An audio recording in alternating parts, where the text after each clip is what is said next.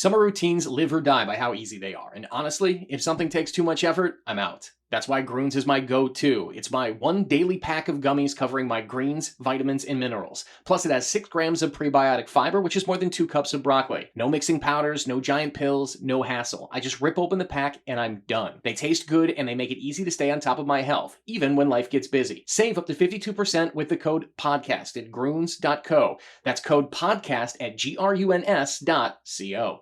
Hi, everybody. This is Dawn Mitchell, and welcome to Dawn of Sports.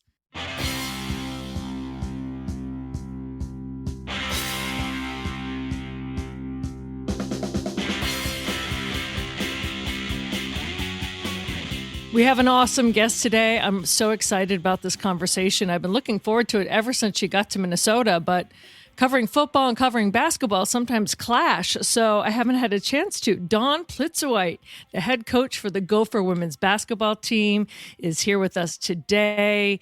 And if you haven't been paying attention, right now they're undefeated, 7-0-0, going into a game on Friday. So excited to talk to Dawn, a fellow Dawn, that is.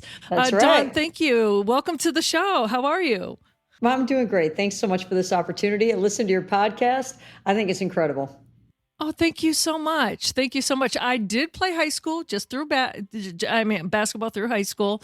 And then that's kind of where my career ended. I was more of a soccer player, but I have loved women's basketball since the jump, no pun intended. And this past year coming off it, and I'm sure you as someone who played as well and a head coach, you must be loving the resurgence. I hate to even use that word, but finally maybe the eyeballs on women's basketball. How are you feeling about that right now? Well, I think we have an incredible opportunity right now to capitalize on that. And that's exactly what our program is trying to do. But it's great. I think it's so neat that young girls, fans through the ages, and we have a wide variety, have a chance to see our young ladies perform at a high level. And then I really do believe this about our young women at Minnesota. They are just incredible spokeswomen and role models as well. What I love about this team is you've been through adversity last year in your first season, and your young women came through. I know that you haven't even played a Big Ten game yet now, but to start off the season, not only undefeated, but all of your starters in your win over Montana were in double digits. And I know that you're a coach that is on defense. That is like, let's be defensive minded, but to have the scoring kind of off the charts this early and give some people confidence, how important was that coming off that win over Montana? Well, we've had an interesting season so far because the storyline going into the last few games is that our bench has been scoring a lot of points. Our bench points are among the top in the country. And so it was great to see our starters be the ones to, in that game, be the ones to kind of carry us from a scoring load. Now, ultimately, it doesn't matter who does that, whether it's the players that start the game or the players that come off the bench. Ultimately, we have to find a way to continue to mesh and continue to grow and continue to evolve as the season progresses. And that what's really neat to see is that's what's happening right now. Well, and in the first quarter, too, I think you held the Lady Grizz to a season low 7 points. So defense off the block, too. I hate when people say the term buying in, but your young women really understand how important defense is, too. And that sometimes it's hard to drill into young basketball players' minds, but it seems that your women get it. Well, we're a lot better defensively this year than we were last year. And a lot of that has to do with the fact that we have a number of returners who have improved. Their understanding has improved, their strength, their awareness has improved, their trust in each other, and they can, and trust in themselves too. You know, they can go make a play. There are times when, even in our last game, we didn't know that Amaya, we say that sometimes the spirit moves you to go make a play. And when the spirit moves you to go make a play, your teammates have to cover up for you because it can be a spectacular play or we can give something up very, very easy. And so it's good to see our players who are returners really understanding that. And then our newcomers really picking up and they've added size, strength, athleticism, and they've caught on very, very quickly. Our our ability to learn how to do things differently is much better this year than it was last year. Our ability to learn and make adjustments is actually pretty high right now for this early in the season. And so we need that to continue, obviously. Well, another adjustment is once again Mara Braun, and my heart just breaks for her, re-breaking that same bone in her right foot. Tough. That's got to be so hard. It's so hard. And this is a story that I've shared a few different times, is that, when you look at how you react to a situation, and everyone talks about your emotional response, your intelligence, all those type of things, the response to that. So in shoot around on a Wednesday at whatever time, let's say our game's at 7, so at 2:30, she feels a crunch in her foot. She planted and feels a crunch. Gets an X-ray. It's assessed a couple hours before the game that she's rebroken that bone. And then she comes to the game 3 or 4 hours later, and she has a boot on and she has a smile on her face. Wow. And so did she feel like smiling at that point in time? No, obviously not. She had done everything right, from taking care of her nutrition, adding lean muscle mass, to everything that she could do. She controlled every part of this that she can control. And unfortunately, another bad situation occurred for her. The chances of that happening are very, very small, but it happened. And so now her response to that is going to be something that really shows her character. And her character was on display a few hours later, doing everything she could to help her team be as successful as possible, while she doesn't even know what that next step is, no pun intended, what the next step is going to look like for her in terms of, is there surgery, not surgery, what type of surgery, all those type of things. She hasn't figured any of that out yet because she hasn't met the specialist, but she's doing everything she can to help her team be successful. And what an incredible example for our young ladies who are in our program. Things don't always go your way, but yet you can choose your response. And so I was just so impressed with how she is battling back, and she's going to come back better than ever. I know that about her. I know her character, and I really believe in that young lady. When I saw how she reacted on the bench, and because cameras are on, people are looking, to be that young and to handle that emotionally, and to not let your mind race down like, oh my gosh, I might miss another year, or I might to be that strong. I learned a lesson as an adult in terms of how to handle things and how to also set the tone for your team as well, because your young players are looking at her for her response. I think I read somewhere Maya Battle said that they were getting her lip stuff and just cute little gifts just to show how much they love her as well. That the response from the teammates really warmed my heart as well. Well, I think this is a very, very special group of young women, and that's what they do. There's a book that we read books with our team during the spring, during the summer. We have a lot of free time then. During the school year, we don't have any more time to read books. They're doing all their studying and everything, but you talk, one of the greatest books, and we haven't read it with our team here yet, but one of the best books that we read with the team, and it was after COVID, and then there was the next year going into where we thought games would be normal. You wouldn't be wearing a mask, but there's a book called The Obstacle is the Way. And we share stories from that book with our young ladies. We're going through right now as a team, just sharing stories with them from a book called Every Moment Matters. And we really believe that about our program, is that the way you do anything is the way you do everything. And you can talk about it as a program, but the reality is when your players live that, and that's what our players are doing right now, it just speaks volumes of who they are, and there's going to be positive momentum because of that. Whether that impacts this team and the success it has on the court, but also more importantly, how it impacts others. And so when you said that, I got a chill, Dawn, when you talked about how you were impacted by it. Yes, I was, because again, you can speak it all you want. We all want to think that we're going to handle life's obstacles well. And I know many adults that do not. They'll come out, they'll pout, or they're frustrated because they're in their own heads. They're not bad people, but they're thinking, not again. Why me? Rather than coming out and being like, I can't change it. But what can I change? I can handle my response. So for a young female basketball player with all eyes on her in her comeback season, it was remarkable to me.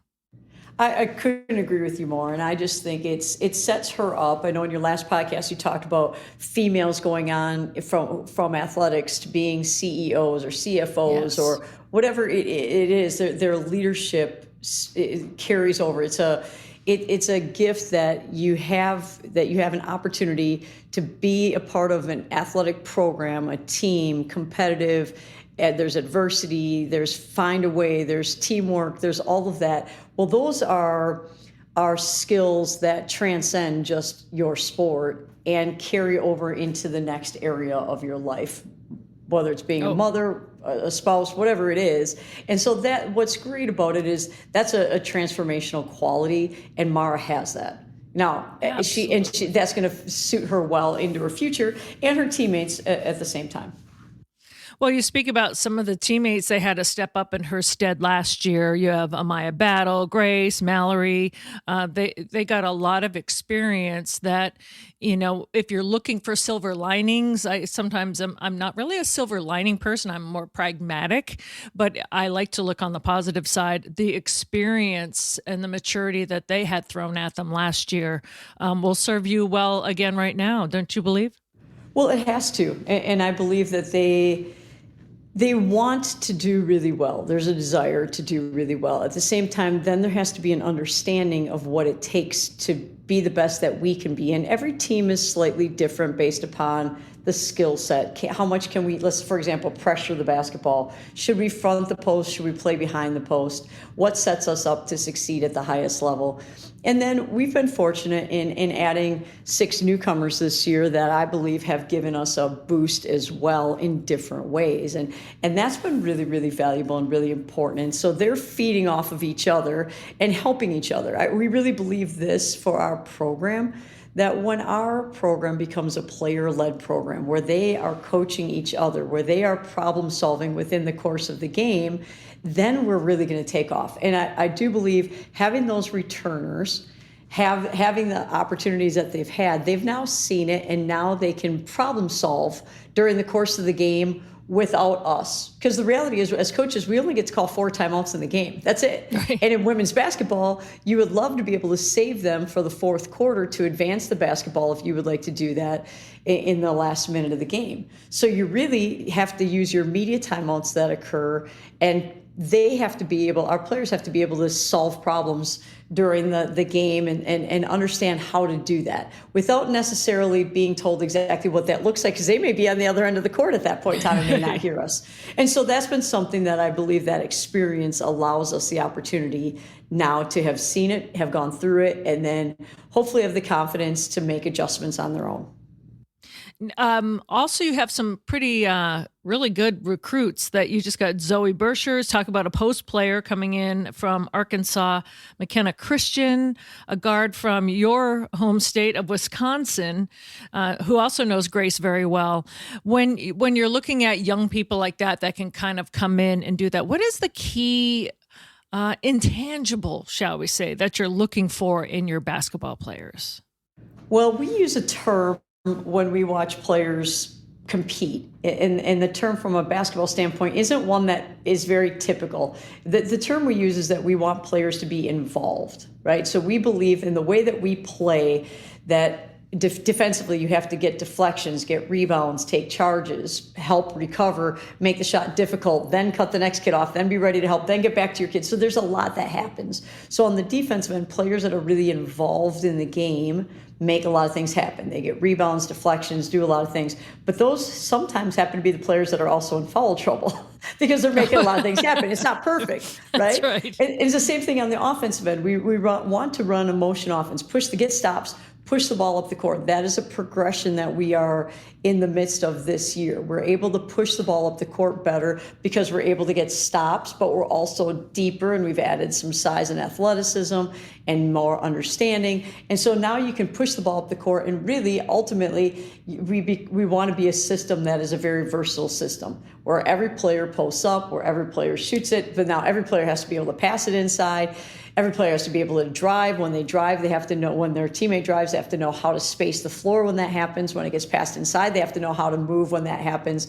And then who's going to hit the offensive glass and who's going to get back. So there's a lot that takes place. So versatility and toughness are really important, but we kind of encapsulate that into the term being involved. So offensively, players that make a lot of things happen.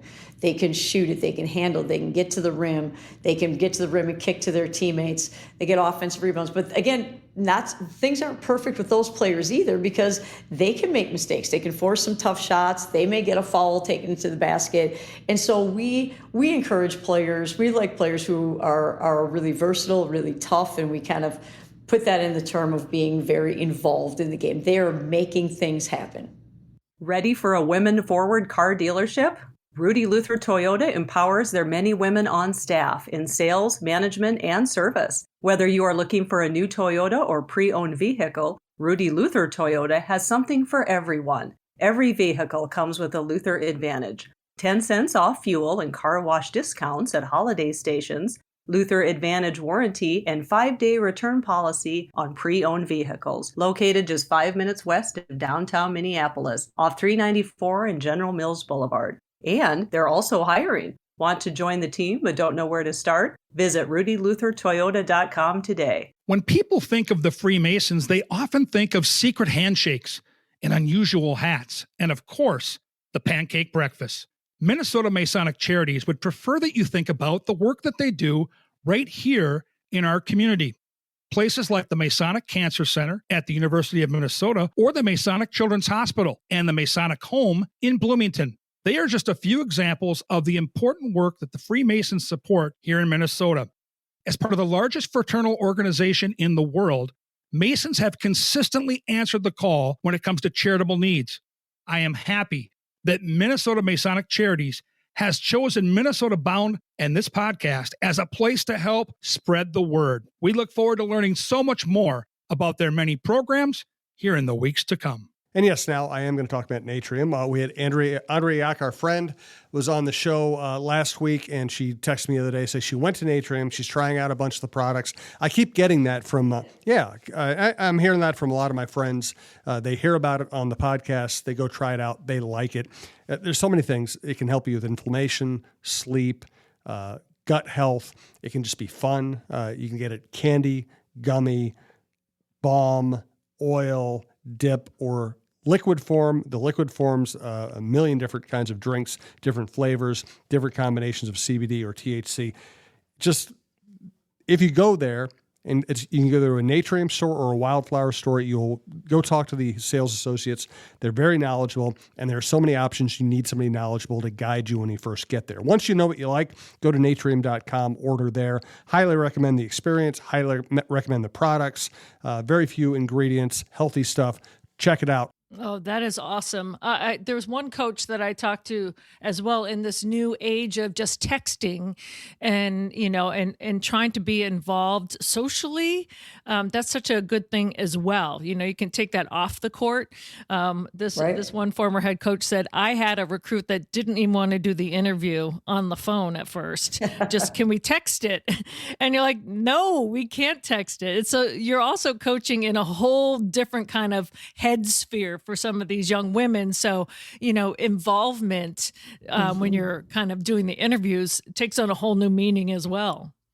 Well, it does. And I think we look at players. This is what if I had one phrase or one sentence probably to tell you what I would like my recruiting and or coaching philosophy to be is this. I believe if we can get our 15 young ladies to compete their tails off, to play as hard as they can play while playing smart, but if they can play really hard and they can have fun doing it, they can play with a smile on their face, they can encourage each other, they can celebrate their teammates' success, then we're going to blow the roof off that bar, right? Then we're going to be good. Now, you need talent and all those type of things to go along with it. You need the size to compete in the Big Ten. But ultimately, I really believe that if our young ladies can really compete at a high level and have fun, then we're going to accomplish some things that are really special. But we also look for that in recruiting. Then who are the players that really compete? Who are the players that are making their teammates better, who are the ones that are doing it with joy and that we have fun with. I say this a lot in recruiting to our recruits. I say we as coaches are selfish in this regard. We're with our players a lot. We're with them almost the entire year because we start in June and then they take a couple week break here or there, a week at the 4th of July. We take a couple weeks in August. We come back in the end of August or September. We are with each other. We have a couple days off at Christmas. We are with each other till hopefully late March, early April. And then postseason begins. And then we have a break in May, April and May. And then we start it all over again. So we are together a great, great deal. So selfishly, I want to be around people who are really fun to be around. I do. Yes. People who lift you up, people who energize you. There are different two types of people. There are energy givers, energy takers. We want to recruit energy givers to the best of our ability because it just makes the whole experience something that is really enjoyable and fun along this path and this journey of working our tails off too. All right, we are talking with Dawn Piltzuweit, head coach of the women's basketball program at the University of Minnesota. This is your second year at the U. Last year, kudos to you, 20 wins, your 10th 20-win season. You guys went all the way to the WNIT finals. That is an accomplishment to go to a new school, get on board with people, take the women all the way to the finals and a little bit of heartbreak. I was right along there with you. Mm-hmm. But what a season to build off of. But when I look at everything that you've done, West Virginia was right before you came here, South Dakota for a while there. What I love is that personally, it just seems for you, being born and raised in Wisconsin, basketball is your life. That's how you met your husband, Jay. I believe you guys met at high school at a basketball tournament. You went up and talked to him something about winning the state tournament. Is that right? That is accurate. Yes. Yep. We were arch rivals. Yes. Yep, that's exactly it. Oh, that's great. So did you go up to him first or did he go up to you first? Well, that's a good point. So we were competing. There was a senior all-star game. Both of our high school programs were fortunate enough to win a state championship that year. And he was waiting outside the locker room for the player from his school, and they were driving back afterwards. And so I looked at him and I said, "Hey, Jay, congratulations. You guys had a great year." So I think I started the conversation, but maybe that's not exactly how he recollects that story. But, it's something that is, our family has given a lot of our time to helping grow and nourish and develop, young women that I have a chance to coach. And really our two children have been born into this setting where they've been in the gym since our daughter was 3 days old. So my first season as a head coach, our daughter was born in the middle of the season in January.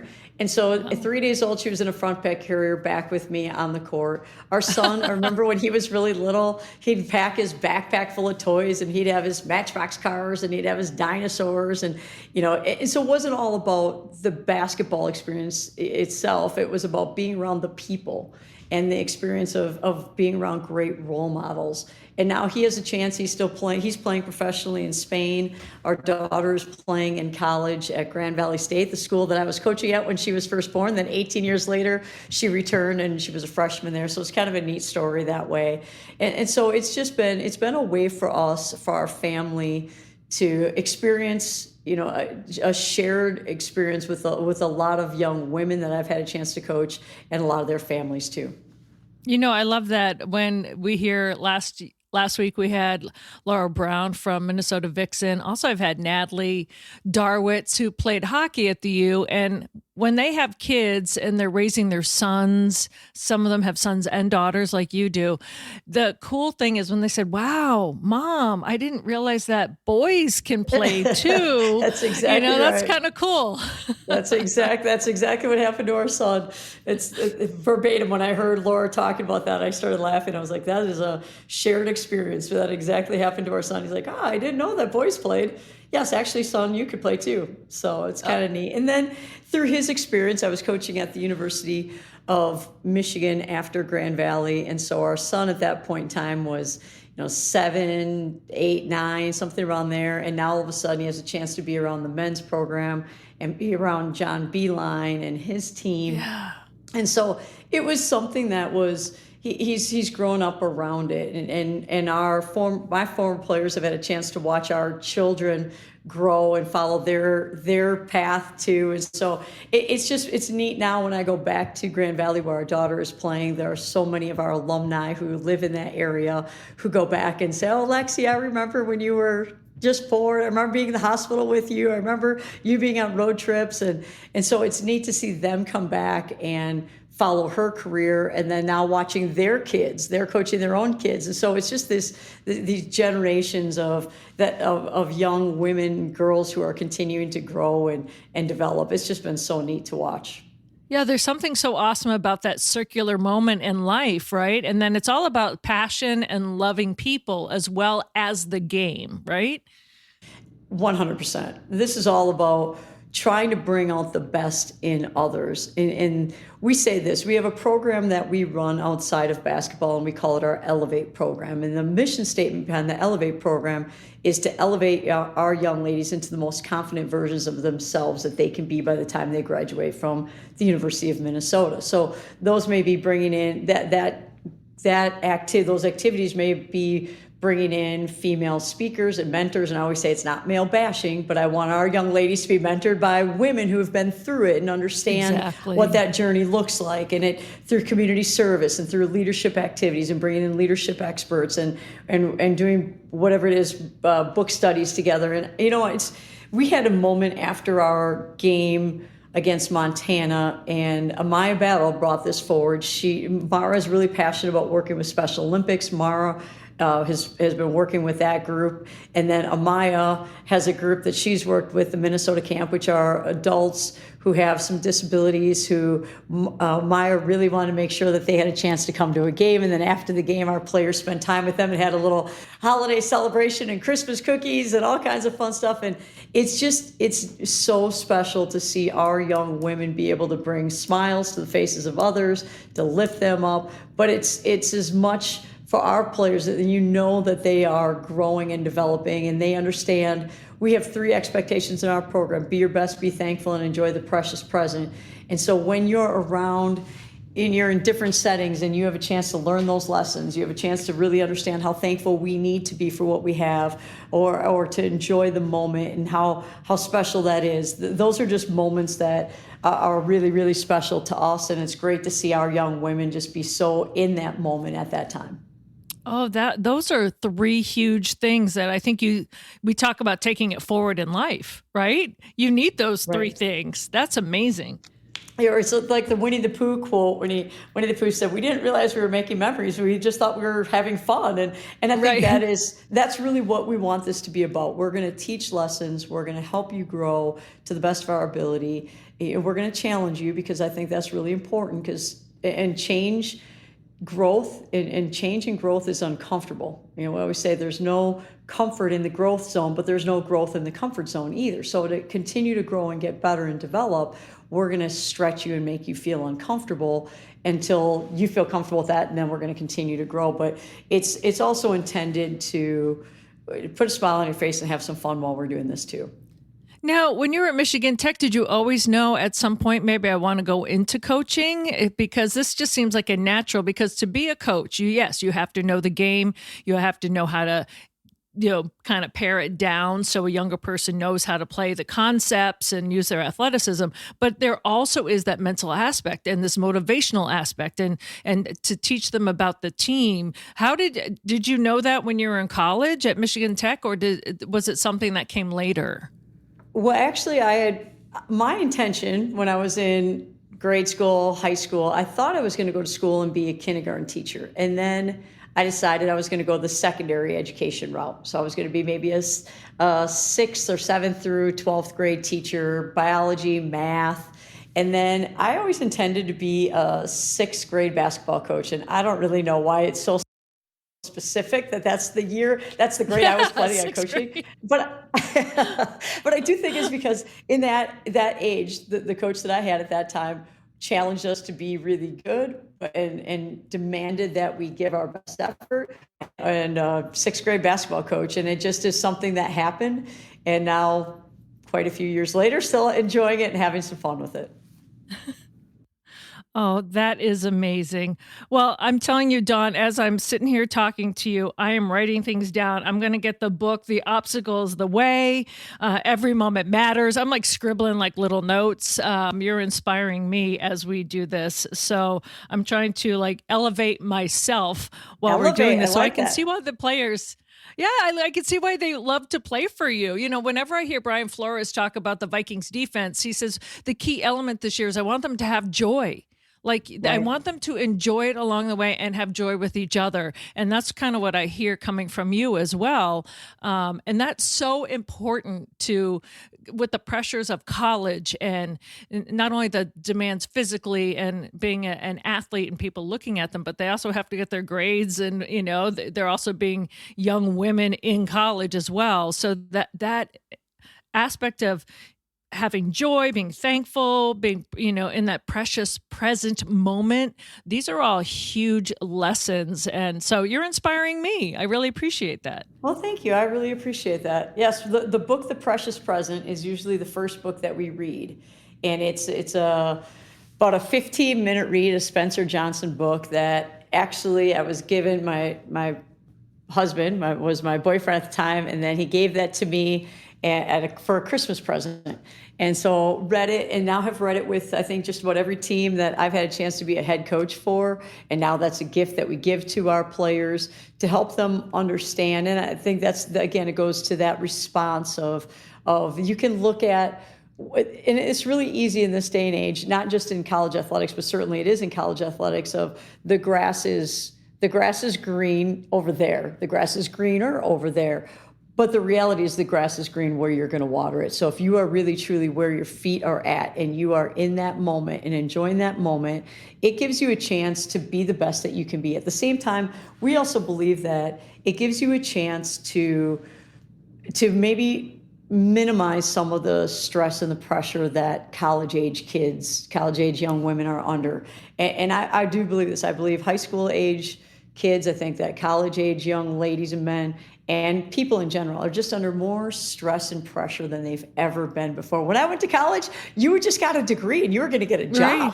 Now there's a pressure of, well, what exactly am I going to do? I'm being asked in 7th, 8th grade to make a decision. Where am I going to go to college? What am I going to do? What am I going to study? What's my dream job? How do you know what your dream job is going to be? And so and now we're asking our young ladies to give their best effort in the classroom, on the basketball court, in the community, and as a teammate.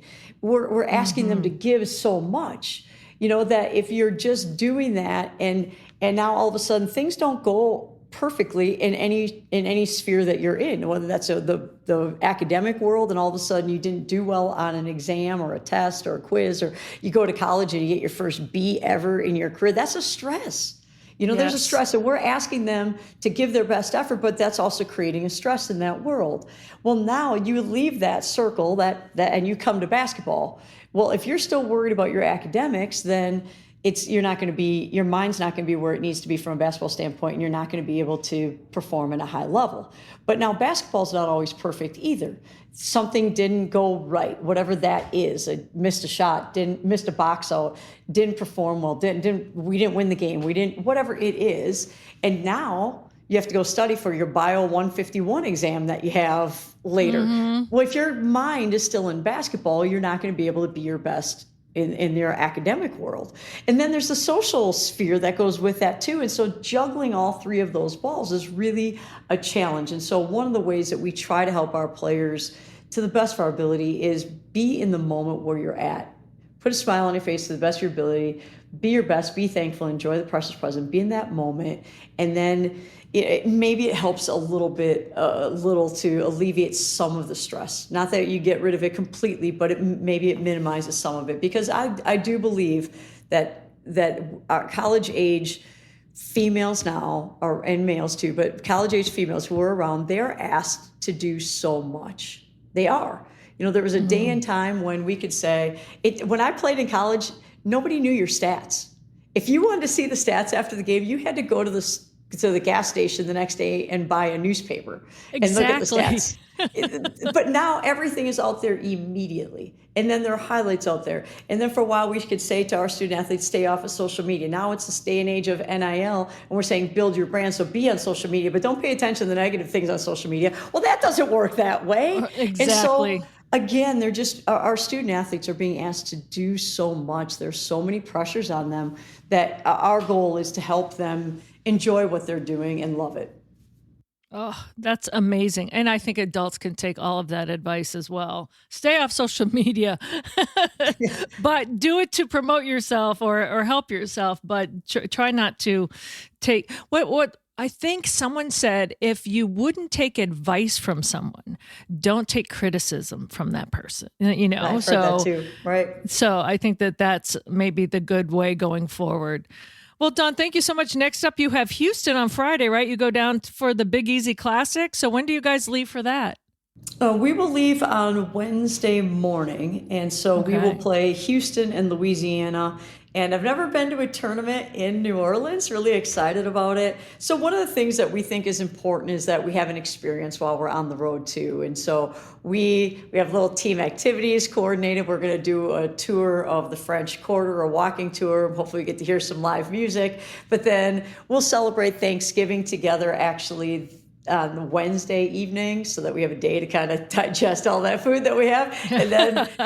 And then on Thursday, we'll probably enjoy some of the fun parts of New Orleans as well. And I told our nutritionist that I think it's important that we have beignets while we're there. So she was looking for a place to deliver some beignets. But we're really excited about an opportunity to go on the road and look at what that looks like. You know, you have to be able to perform at home. You have to be able to perform on the road. You have to play against different styles of play. Houston and Louisiana both are teams that are very fast, athletic. They pressure you. They make you feel really, really uncomfortable. They attack you. They push up the court. And that's important for us to see those styles of play. Houston, obviously now a member of the Big 12.